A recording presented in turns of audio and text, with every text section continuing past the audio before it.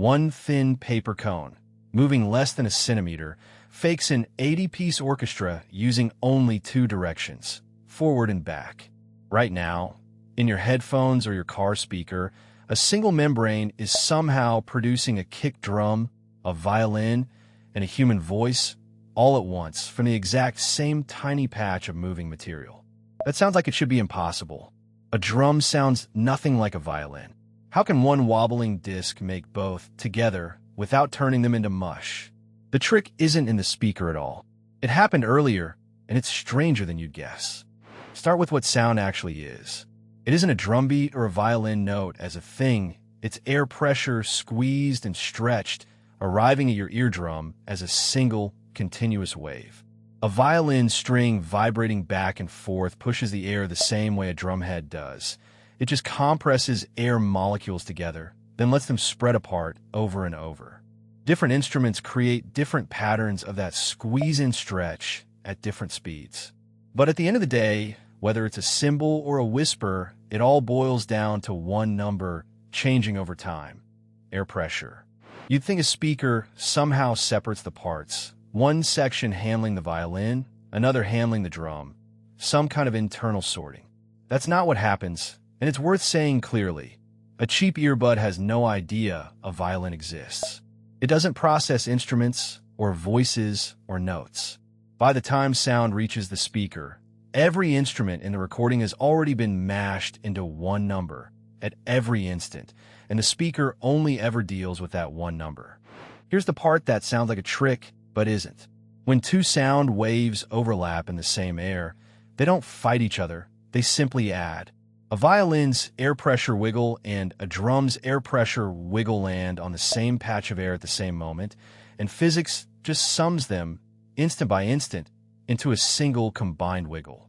That's called superposition, and it happens automatically, for free, everywhere sound travels.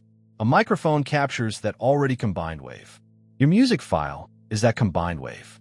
There was never a moment where the instruments were kept apart to begin with. So the speaker's only job is almost embarrassingly simple. Take that one combined number and move a cone back and forth by exactly that amount, thousands of times a second. Behind the cone sits a coil of wire wrapped around a magnet. Feed the coil the signal's voltage, and the magnet pushes or pulls the coil, and the coil drags the cone with it. Louder means the number is bigger, so the cone swings farther. A high note means the number oscillates fast. A low note means it oscillates slow.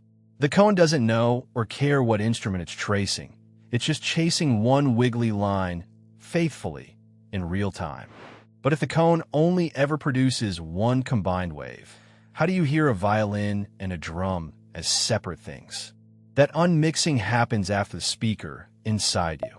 Your inner ear has thousands of tiny hair cells, each tuned to a different frequency, like thousands of miniature tuning forks. The single combined wave hits all of them at once, and each hair cell only responds to its own slice of pitch. Your brain then reassembles those slices into violin and drum again.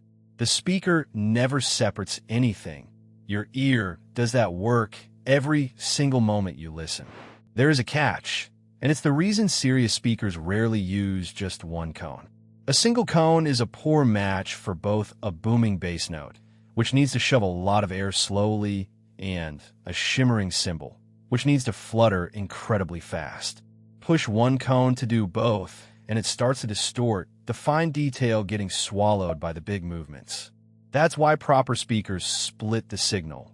A big woofer handles the slow, powerful wiggles, and a small tweeter handles the fast, delicate ones, both still just chasing their slice of the same one combined wave.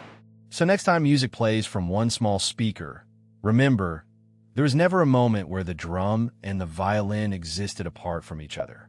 They were added together the instant they met the air, riding as one single wiggling number the whole way to your ear, and it was only inside your own head that they became separate again. One cone, one wave, every sound. If that changed how you think about the speaker in your pocket, that's the whole point of this channel. Stick around, we keep cutting things open.